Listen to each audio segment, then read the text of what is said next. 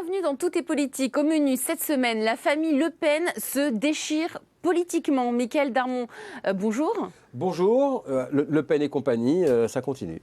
À l'étranger, la situation devient extrêmement inquiétante et grave en Irak. En quelques jours, le groupe terroriste de l'État islamique en Irak et au Levant, qui sévit déjà en Syrie, a pris le contrôle de toute une province dans le nord du pays. Christian Mallard, offensive éclair qui a totalement déstabilisé l'armée et le pouvoir à Bagdad. Et c'est une véritable Al-Qaïda land qui est en train de se dessiner de part et d'autre de la frontière syro-irakienne. Tout est politique, décryptage et analyse sur la situation en Irak. Les djihadistes ont lancé l'assaut vendredi 6 juin à l'aube. L'armée irakienne est totalement désemparée. On va voir des images tout de suite. Un tiers des habitants de la ville de Mossoul a pris la fuite, avec parmi eux des soldats complètement désemparés.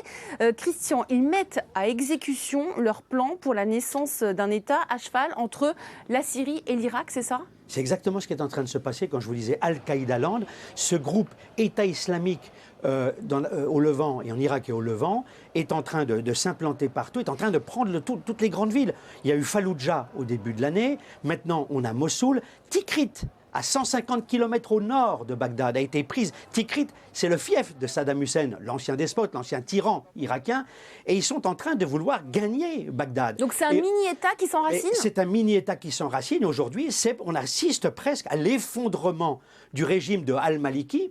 Et ce qui est en train de se passer, c'est un double camouflet. Non seulement pour les Américains qui ont déstabilisé ce pays, à commencer par George W. Bush qui avait fait une guerre qui n'était pas justifiée à l'époque, et puis Obama qui a retiré ses troupes un peu trop tôt. Donc aujourd'hui, les Américains sont complètement impuissants, et c'était eux qui aidaient jusqu'à présent l'armée irakienne.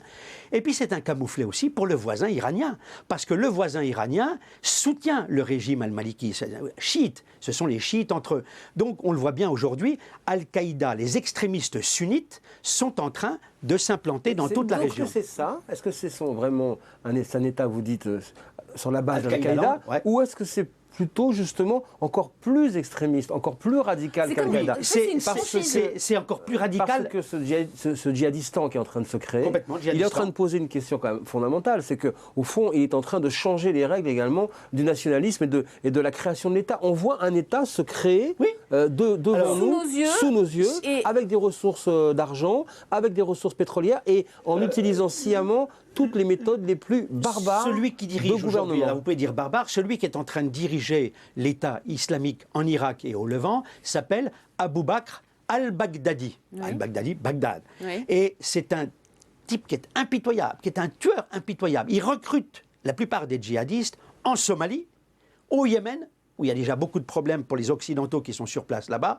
Et on le voit bien, il est en train de gagner les terrains. Il veut établir un État islamique sur la base du califat au 7e siècle, c'est-à-dire ce qu'il y a de plus ultra radical. Et est-ce que ce sont les mêmes djihadistes qui prennent des otages européens? Est-ce que c'est les mêmes qui sont en Syrie? C'est la même... Non, il y a des ramifications, si vous voulez, aujourd'hui, entre Alep, en Syrie, la deuxième ville de Syrie, que Bachar el-Assad est en train de vouloir reconquérir alors qu'il ne détient que 40% du territoire, entre Alep et Falloujah et tout, il y a toute cette zone qui est en train de s'étendre et qu'ils sont en train d'occuper. Alors oui, il y a des ramifications parce qu'ils sont aussi présents en Syrie et ils font partie des gens qui prennent des otages. Ce qui est incroyable, c'est que c'est le plus grand défi qui est posé aujourd'hui à la communauté internationale, qui n'arrête pas de se réunir pour avoir des mots extrêmement pompeux sur la lutte contre le terrorisme. Mais la diplomatie n'a pas sa place là. En aucune manière.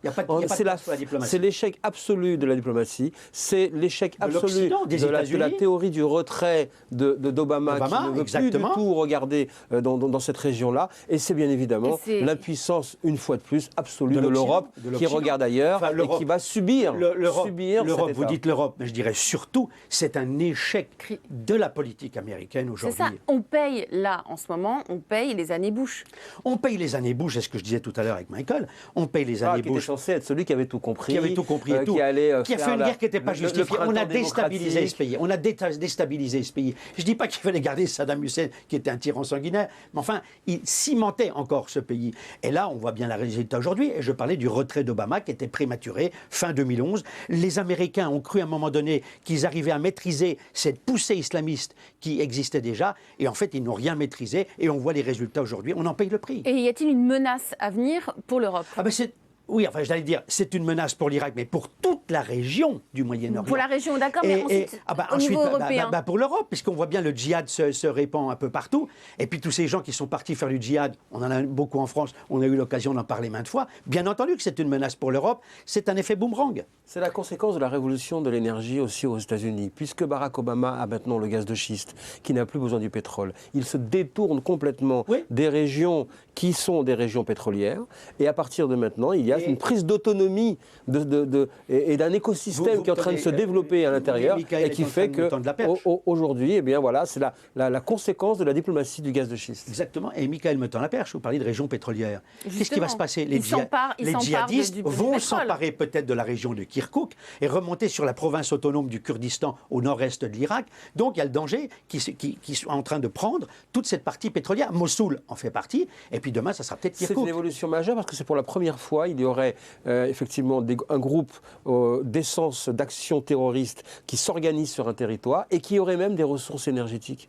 Donc sous la main. Donc ça veut dire Al-Qaïda qui contrôle les ressources énergétiques du pétrole irakien. Un État qui se construit sur la base donc d'un pacte social, on va dire, qui est tout simplement le radicalisme et la lutte terroriste. On n'insiste pas assez sur la gravité de la situation. Alors quand vous dites que justement c'est extrêmement grave, qu'est-ce que vous voulez dire par là? On sait que oui, c'est grave, mais les conséquences... Ce qu'on est en train de voir aujourd'hui, c'est qu'on est impuissant. C'est que les islamistes les plus radicaux, le djihad est en train de gagner du terrain partout au Moyen-Orient, dans cette région stratégique du monde, et que face à ça, on le disait tout à l'heure avec Michael, on est complètement impuissant. On ne dira pas mot, Obama ne va pas intervenir militairement. Et avec encore une dimension, je dirais cette fois-ci plus même culturelle ou philosophique et politique également, c'est que c'est une fois de plus la défaite et un recul de l'islam modéré qui n'arrive pas à s'imposer. N'arrive pas à s'imposer, ce serait un autre débat, mais il y a des versions de l'islam modéré, je vous le dis, je l'affirme, et ce que l'on voit aujourd'hui, tout simplement, c'est que dans cette guerre permanente, là, oui, parce que c'est toujours le radical qui on l'a déjà dit sur i24 News, dans toutes les politiques, on l'a déjà dit, vous retrouvez à travers cette situation qui est en train de se développer, la guerre sous-jacente entre sunnites et chiites, Al-Qaïda, qui est le seul moteur de tout ce que l'on voit dans la région. Arabie Saoudite, Iran. Bien sûr, bien sûr. Tout est politique. La famille Le Pen qui se déchire.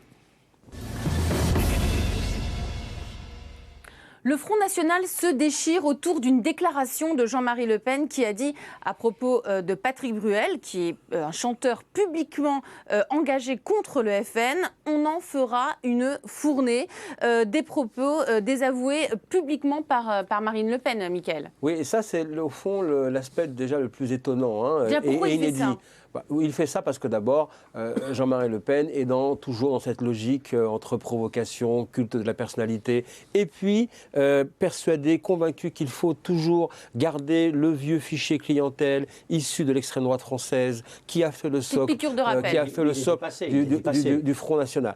Il considère que lui, justement, c'est la manière de continuer à faire la politique, c'est toujours parler à son public premier.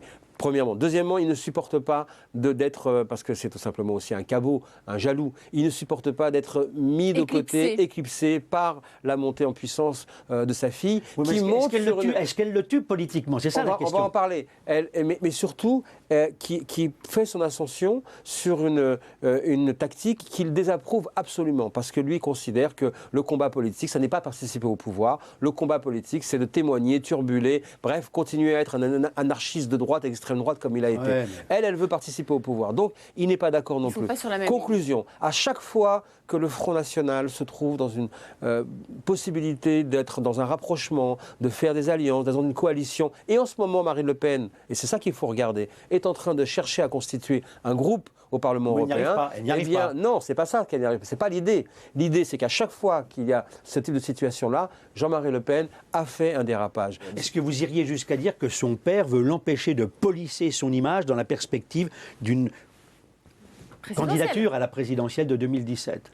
Eh bien, non seulement j'irai jusqu'à le dire, mais c'est ce que je dis. Et l'idée, c'est que c'est ça. Et quelque part, paradoxalement, Jean-Marie Le Pen devient un allié des démocraties, un allié au fond, quelque part. Donc, si, pour ceux qui veulent empêcher Marine Le Pen d'être au second tour, il faut aujourd'hui faire parler Jean-Marie Le Pen. Mickaël, Marine Le Pen parle d'une faute politique après ces propos de Jean-Marie Le Pen. Qu'est-ce que ça signifie? Qu'est-ce que ça recouvre? Ça signifie qu'ils en ont assez au Front National d'être de subir une faute de les stratégie outrances. politique. C'est-à-dire, d'abord, elle ne dit pas c'est une faute morale. Bah oui, c'est ça elle qui dit, est mais d'abord, pour la première fois, ce qui est inédit, c'est qu'elle publiquement, elle désavoue son père publiquement. À chaque fois qu'elle a été en désaccord avec lui, ça s'est fait en interne, c'est sorti ensuite, ça a fuité dans la presse, mais elle ne l'a jamais dit publiquement. Et après, c'était toujours un petit peu arrangé pour botter en touche. Mais est-ce qu'elle veut le tuer? Moi, c'est ça la question. Est-ce qu'elle veut le tuer? Elle est obligée. Elle est obligée de le faire. Elle n'a pas le choix si elle veut essayer de faire le tuer politiquement. Elle arrive au moment où elle est en train de le débrancher. Et quand symboliquement, elle dit le blog de Jean-Marie Le Pen ne sera plus hébergé sur le site du Front National, numériquement, elle a tué. Elle le débranche. Et donc, elle dit, je ne peux plus, parce que ça m'empêche et je dois maintenant avancer, c'est moi la patronne. Donc Jean-Marie Le Pen, vous nous dites, Mickaël, Jean-Marie Le Pen devient un problème pour le Front National aujourd'hui. Mais Jean-Marie Le Pen a toujours été un problème pour le Front National, par essence. Mais aujourd'hui... Mais là, aujourd'hui, aujourd'hui, on a résultats aux élections européennes. Qu'est-ce qu'on a vu? On a vu tout de suite Collard monter au créneau, on a tout de suite vu Louis Alliot, vice-président du FN, et également compagnon de Marine Le Pen, monter au créneau, et elle-même désavouer. Mais si on revient quelques instants sur les mots qu'elle a utilisés, parce que quand même c'est une politique, il fallait quand même qu'elle dise des choses sans condamner complètement son père. Donc c'est une faute politique de l'avoir dit. Pourquoi? Tout simplement une faute politique d'avoir dit la vérité, ou une faute politique de ne pas avoir anticipé, comme elle a dit, l'interprétation. Or justement, c'est intéressant quand elle dit ça, je lui reproche de ne pas avoir anticipé l'interprétation qu'on pourrait faire. Or c'est tout le système de Jean-Marie Le Pen depuis des années, d'anticiper l'interprétation pour pouvoir justement créer la polémique. Donc en fait, elle veut aujourd'hui mettre tout simplement à l'arrêt le mode de fonctionnement provocateur de son père. Est-ce que vous pensez qu'après cette affaire, il peut être encore une source de nuisance pour elle? C'est-à-dire que comment peut-il réagir il va l'être symboliquement, parce que médiatiquement, il sait qu'à chaque fois qu'il dit quelque chose, et on voit bien comment ça marche sur le plan médiatique, il connaît le système, et effectivement, c'est comme ça que ça fonctionne. À chaque fois que Jean-Marie Le Pen va dire quelque chose, on lui donne une tribune. Mais Jean-Marie Le Pen, c'est un peu, si on schématise un peu, c'est un peu Jean-Marie Le Pen le diable dans cette histoire, et Marine LePen la gentille qui va essayer de mettre un petit vernis là-dessus. Au sein de la famille, voilà, au sein de la famille. Mais quelque part, il rappelle quoi? Il lui rappelle sans arrêt, n'oublie pas d'où tu viens.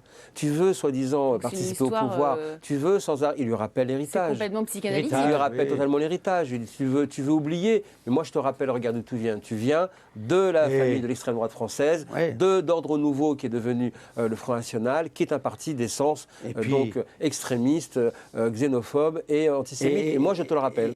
Tout est politique, les images de la semaine. Christian, avec vous, votre image de la semaine, on va partir au Brésil où commence cette semaine la 20e Coupe du Monde de football. Un Brésil donc, qui accueille la Coupe du Monde, un Brésil qui n'est pas prêt. J'adore le football, Christian. J'adore le football. J'espère pour les Brésiliens qu'ils gagneront cette Coupe du Monde, parce que je pense que c'est le seul moyen de leur faire avaler une pilule à travers tous les problèmes sociaux que connaît ce pays, où les riches deviennent plus riches, les pauvres deviennent plus pauvres, avec des bidonvilles partout où les gens en ont ras-le-bol, avec les grèves des fonctionnaires, de la police, les grèves des employés du métro. Beaucoup de violence. Mais non, puis surtout, mettez-vous à la place des Brésiliens. Ils ne vont pas bien politiquement et socialement aujourd'hui. Ce mondial coûte 11 milliards d'euros. Et eux, pour l'instant, vivent très mal. Ça fait des années que on le sait pas bien, et des années que le football coûte de l'argent et que leur équipe est milliardaire. C'est la religion d'État. C'était un des premiers de la classe des pays émergents il y a quelques années. On a dit c'est l'Eldorado et tout, et on voit bien que c'est Eldorado et que Mme Dilma Rousseff, la présidente, n'est pas à la hauteur des espoirs que fondaient tous les Brésiliens aujourd'hui. Vous allez dans Sao Paulo, qui est une des villes les plus dures du Brésil, une des villes les moins sécurisées. Je crois qu'il y a des véritables problèmes. On a vu un certain nombre de reportages ces derniers jours qui montrent à quel point ce pays, c'est une sorte de colosse au pied d'argile. On le voit bien, on a peut-être trop fantasmé sur le Brésil et ses richesses, et aujourd'hui, on s'aperçoit que la réalité sociale, elle est bien autre. Et puis, peut-être sur fond de scandale avec la FIFA, la Fédération internationale de football, des milliards de dollars qui sont déployés comme ça. Comment voulez-vous que ces Brésiliens qui sont que ça soit dans le monde du football par essence, que rejaillit justement la contestation du football je pense que ça risque d'être agité. C'est un mondial qui sera peut-être agité. Mickaël, votre image de la semaine, c'est Nicolas Sarkozy lors des commémorations du D-Day. Oui, parce qu'effectivement, on a vu qu'il a retrouvé François Hollande, et là, qu'il n'avait pas vu depuis Soweto, lorsqu'il il s'était retrouvé tous les deux pour les obsèques de Mandela. Et là, l'ambiance était quand même légèrement différente. On sent que ça y est, les enjeux se précisent. Nicolas Sarkozy, qui a été placé selon l'ordre protocolaire entre Valéry Giscard d'Estaing et Édith Cresson, on ne sait pas exactement comment il a apprécié ce placement, mais qui en a profité il était un petit peu parfois, comment dirais-je, un peu agacé à l'idée de voir comment François Hollande était là, organisait un petit peu tout. C'était pas son moment, et surtout, il prépare son retour sur la politique française. C'est l'histoire. Et c'est un moment un peu crucial pour lui. Merci Mickaël, merci Christian. La semaine prochaine, dans un nouveau numéro de Tout est politique.